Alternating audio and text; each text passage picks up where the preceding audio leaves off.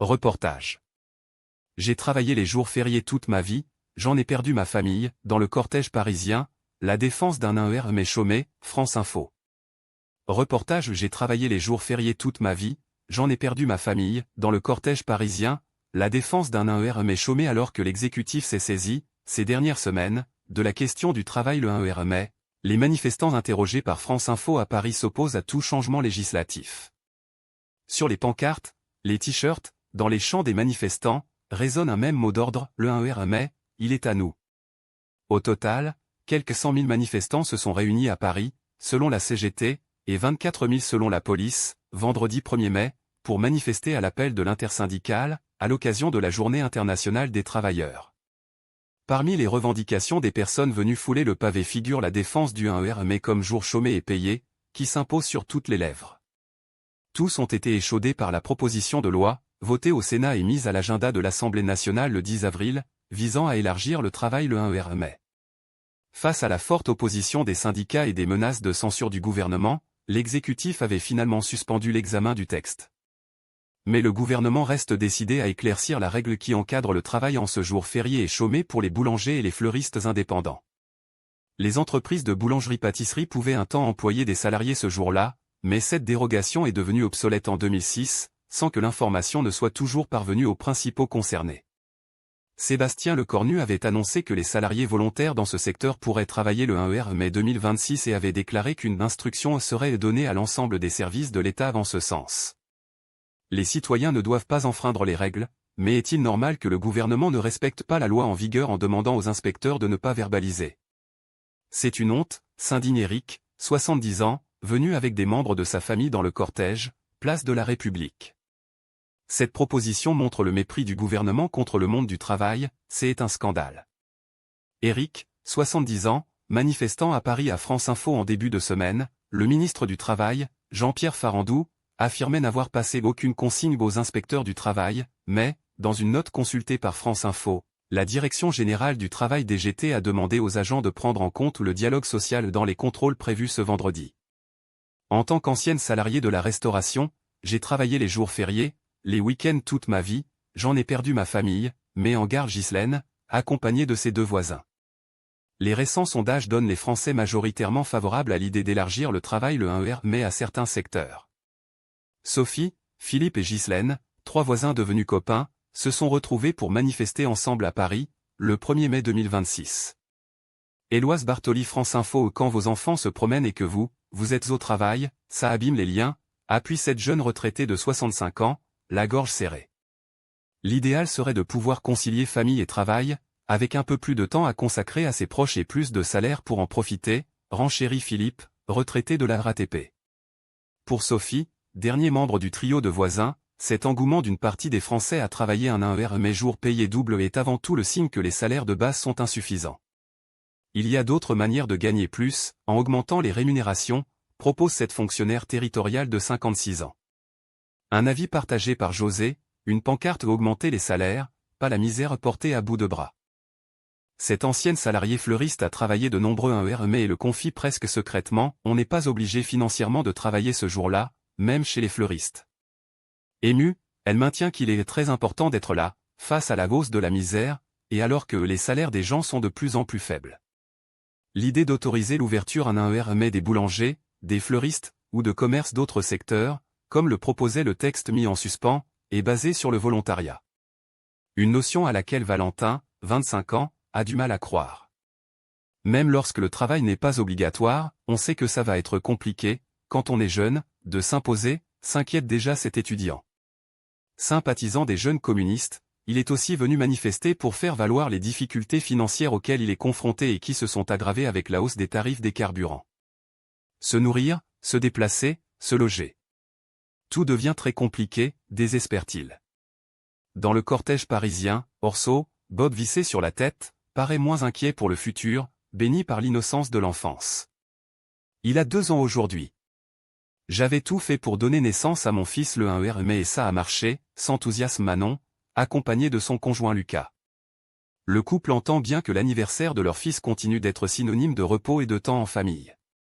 On veut que le 1er mai reste chômé, on s'oppose à la politique d'Emmanuel Macron, résume Lucas, kéfier sur les épaules. Riyad et son fils Alexandre manifestent ensemble à Paris, notamment pour s'opposer à l'élargissement du travail le 1er mai. Éloise Bartoli, France Info. La date est aussi emblématique pour Riyad, 61 ans, ancien de la RATP. Je suis officiellement à la retraite depuis hier, alors venir manifester, c'est tout un symbole, lance, dans un sourire, ce militant CGT qui avait déjà battu le pavé contre la réforme des retraites. Pour la dernière manifestation de sa carrière, son fils Alexandre, 32 ans, l'a accompagné. Riyad le couvre du regard, en évoquant l'avenir, je suis à la retraite maintenant, mais je défends le 1er mai, parce que tout le monde mérite de pouvoir se reposer. Sujet suivant. Reportage. C'est pour nous dissuader de faire la fête, des participants à une rave party occupent un terrain militaire dans le Cher, malgré l'alerte des autorités, France Info. Reportage. C'est pour nous dissuader de faire la fête, des participants à une rave party occupent un terrain militaire dans le Cher, malgré l'alerte des autorités. Plus de 20 000 personnes sont rassemblées près de Bourges, sur un terrain militaire très dangereux en raison de munitions non explosées, selon le préfet, même si les participants ne semblent pas conscients du danger. Publié le 01/05/2026, 19h18 temps de lecture, 2 minutes. Des milliers de participants se sont rassemblés pour prendre part à une rave sur un site militaire à Cornus dans le Cher, près de Bourges, le 1er mai 2026. Arnaud Finistre, AFP. Aucune mine n'a sauté pour l'instant, c'est une excuse pour nous dissuader de faire la fête, lance des participants à l'immense rave party près de Bourges-Cher, dans la commune de Cornus, en cours vendredi 1er mai et qui a déjà rassemblé plus de 20 000 personnes sur un champ de tir de l'armée, un terrain très dangereux en raison des munitions non explosées qu'il peut contenir, a indiqué le préfet du Cher. Sur place, des panneaux indiquant la présence d'un terrain militaire, mais aucune barrière. Des tentes sont installées à côté de camping-cars immatriculés en Italie, en Allemagne et surmontés de drapeaux pirates, à perte de vue. C'est incroyable la liberté, on est tous contents, ajoute l'un des participants.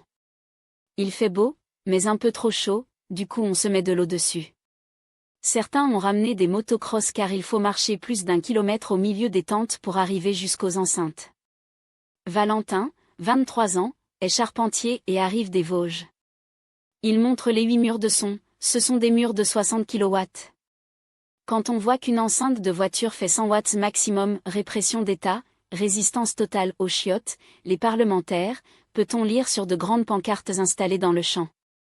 Les organisateurs disent vouloir dénoncer la proposition de loi soutenue par le gouvernement visant à sanctionner les participants de rave party, avec jusqu'à 6 mois de prison et 1 500 € d'amende.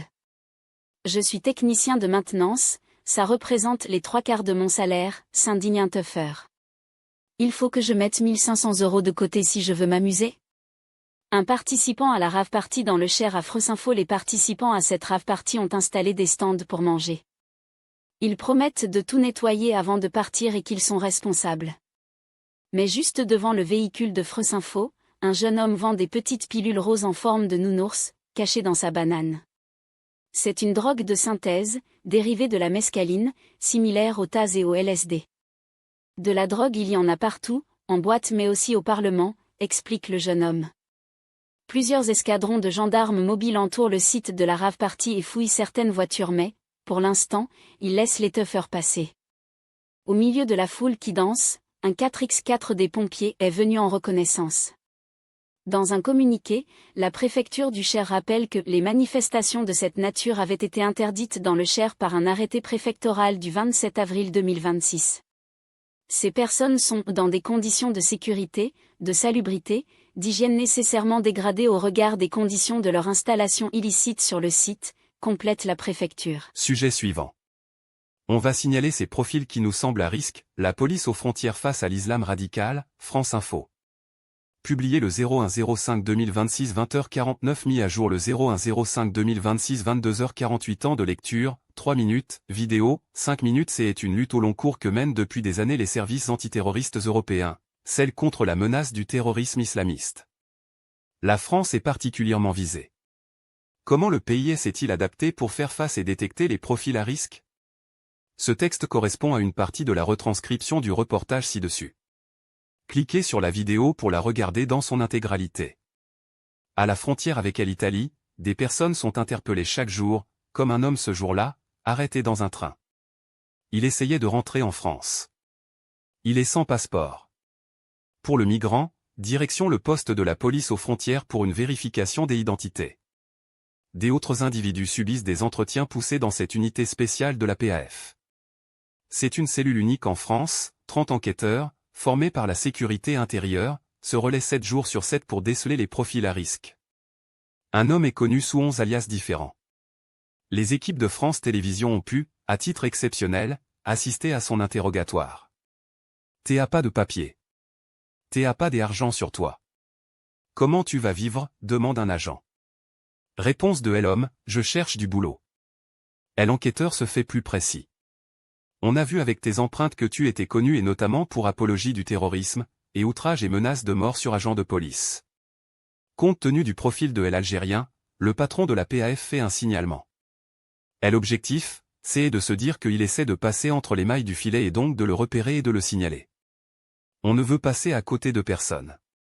On va signaler les profils qui nous semblent à risque, indique Vincent Kaspric, chef du service de la police aux frontières de Menton-Alpes-Maritimes. L'individu est remis aux autorités italiennes, charge à elles de le renvoyer en Algérie. Sur les 3000 migrants passés par la cellule enquête depuis sa création, 15 ont été signalés au service de renseignement. La menace du terrorisme islamiste vient aussi de l'intérieur. Les autorités surveillent de nombreux endroits, des lieux de culte et des commerces. Une vingtaine a été fermée par le préfet, notamment pour séparatisme. Le fondamentalisme religieux passe aussi par des librairies. L'équipe de France Télévisions s'est rendue en caméra cachée dans plusieurs d'entre elles, au cœur de Nice. À première vue, on y trouve des livres religieux et des vêtements islamiques.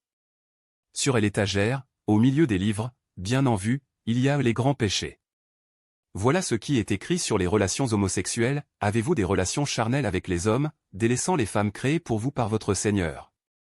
Quelques lignes plus loin, celui qui la pratique doit être jeté du plus haut bâtiment présent dans la contrée avant d'être lapidé. Dans un autre chapitre, des propos incitant au viol conjugal. Le préfet a saisi le procureur de la République de Nice. Une enquête est en cours pour provocation publique à la haine ou à la violence.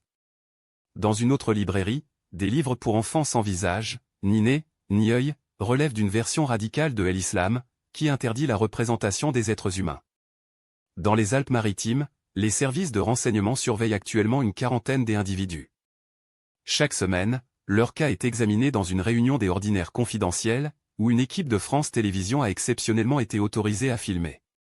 Ce jour-là, un homme sort de prison. Autour du préfet se trouvent les services de renseignement et la police judiciaire. Pour surveiller les individus inscrits au fichier des personnes radicalisées, ils disposent de nombreux moyens, écoute, filature, enquête. Chaque cas est passé au crible. Pour agir, les préfets peuvent s'appuyer sur la loi séparatisme de 2021.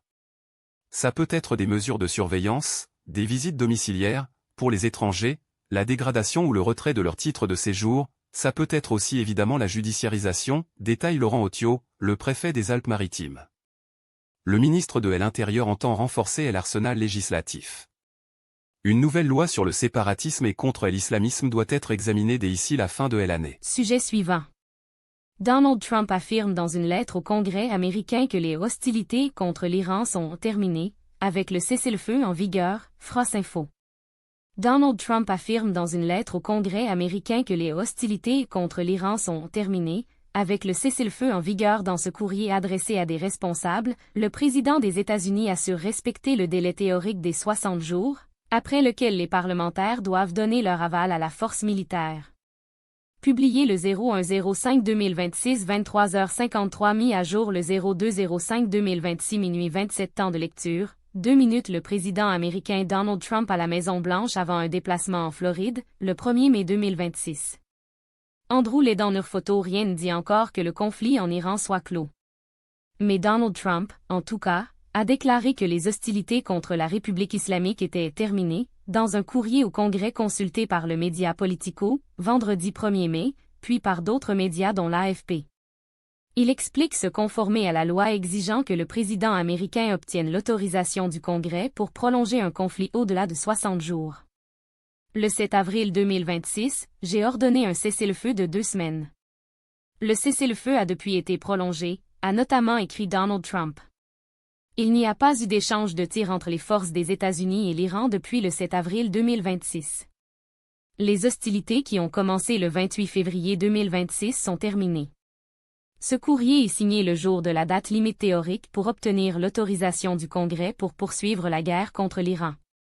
Une loi adoptée en 1973 permet au président de déclencher une intervention militaire limitée pour répondre à une situation d'urgence créée par une attaque contre les États-Unis. Le même texte exige que le président, s'il engage des troupes plus de 60 jours, obtienne une autorisation du pouvoir législatif, différente d'une déclaration de guerre. Les démocrates ont tenté à plusieurs reprises de faire adopter un texte prévoyant de limiter les pouvoirs militaires de Donald Trump contre l'Iran, en vain. Mais certains élus républicains ont tout de même prévenu que, passé ce délai de 60 jours, ils pourraient commencer à exiger de l'exécutif qu'il obtienne une autorisation du Congrès. Ces derniers jours, l'administration Trump avait semblé vouloir jouer la montre. Le secrétaire d'État à la Défense, Pete Hegseth, avait notamment déclaré que l'horloge des 60 jours était suspendue, en raison du cessez-le-feu en vigueur. Et que Donald Trump disposait donc encore de temps. Ceux qui demandent ne sont pas des patriotes, avait en tout cas déclaré le président américain, lors d'un échange avec des journalistes à la Maison-Blanche, en référence aux élus qui exigent que la loi de 1973 soit respectée. Après avoir laissé entendre qu'il ne comptait pas obtenir de feu vert au Congrès, il semble finalement avoir voulu ménager les apparences. Plusieurs élus démocrates ont toutefois souligné que la présence continue de forces américaines dans la région suggérait une poursuite des opérations militaires. Et Donald Trump, dans la journée, a renouvelé sa menace de pulvériser la République islamique en cas d'échec de la diplomatie. Il a précisé notamment qu'il n'était pas satisfait d'une nouvelle offre de l'Iran pour relancer les négociations de paix. Sujet suivant. La prix Nobel de la paix Narges Mohammadi a été hospitalisé après un malaise dans sa prison iranienne, selon son avocat, France Info. La prix Nobel de la paix Narges Mohammadi a été hospitalisé après un malaise dans sa prison iranienne. Selon son avocat, son état de santé est jugé extrêmement préoccupant par sa fondation, depuis une crise cardiaque dont elle a été victime en mars. La militante est emprisonnée depuis le mois de décembre à la prison de Zanjan. Publié le 01/05/2026 23h17 temps de lecture, 2 minutes lors de la cérémonie de remise du prix Nobel de la paix, le 10 novembre 2023, organisée en l'absence de Narges Mohammadi, emprisonné en Iran. Javad Parsa pour NTB AFP. Le sort de Narges Mohammadi suscite une très vive inquiétude. La lauréate du prix Nobel de la paix a été arrêtée en Iran avant la guerre, au mois de décembre. Elle a de nouveau perdu connaissance à la prison de Zanjan, a annoncé son avocat Mostafa Nili, vendredi 1er mai, cité par la fondation de la militante. Ces derniers jours, sa tension artérielle a subi des fluctuations extrêmement sévères et, aujourd'hui, elle s'est évanouie suite à une chute brutale de tension, son état s'est dégradé à plusieurs reprises et elle a ressenti de vives douleurs thoraciques. Narges Mohammadi vient de fêter mardi son 54e anniversaire, après avoir été victime d'une crise cardiaque au mois de mars. Son état de santé était jugé grave par sa fondation. Selon son avocat, le médecin lui a administré 2 perfusions et des médicaments antinauséeux, avant d'ordonner son transfert immédiat et urgent à l'hôpital. Narges Mohammadi a d'abord refusé son évacuation, après avoir repris connaissance, mais elle a ensuite été victime d'une nouvelle syncope, toujours selon cette source. La militante a finalement été admise en unité de soins intensifs cardiologiques, poursuit l'avocat. L'avocat Mostafa Nili rappelle qu'une commission avait recommandé de suspendre sa peine de prison pendant 1 mois, pour raison médicale. Ce qui lui a été refusé. Le procureur de Zanjan, en violation de l'article 513 du Code de procédure pénale et de l'article 246 du règlement de l'organisation des prisons, a subordonné cette décision à l'avis du procureur de Téhéran, écrit la fondation de Narges Mohammadi. La justice a ordonné que ces soins soient dispensés dans les hôpitaux de Zanjan. Ces 25 dernières années, Narges Mohammadi a été à plusieurs reprises condamné et emprisonné pour son engagement contre la peine de mort et le code vestimentaire strict imposé aux Iraniennes. Elle avait de nouveau été arrêtée le 12 décembre à Machhad, après avoir critiqué les autorités religieuses iraniennes lors d'une cérémonie funéraire. En février, elle a été condamnée à 6 années supplémentaires de prison pour atteinte à la sécurité nationale et 1 an et demi d'emprisonnement pour propagande contre le système islamique de l'Iran. Elle avait alors mené une grève de la faim d'1 semaine pour réclamer le droit de téléphoner. La poursuite de cette situation fait peser sur la vie de Narges Mohammadi un risque immédiat et irréparable. Fondation de Narges Mohammadi. Dans un communiqué paru mi-avril lors d'une première visite de ses soutiens fin mars, il était apparu qu'elle avait subi une crise cardiaque plus tôt dans le mois. La famille de Narj Mohammadi basée en Iran et son équipe juridique avaient été autorisées à lui rendre une deuxième visite, à la mi-avril. Des signes évidents de dégradation de son état général ont été observés, avait annoncé sa fondation dans un communiqué, et son état physique a été qualifié de grave.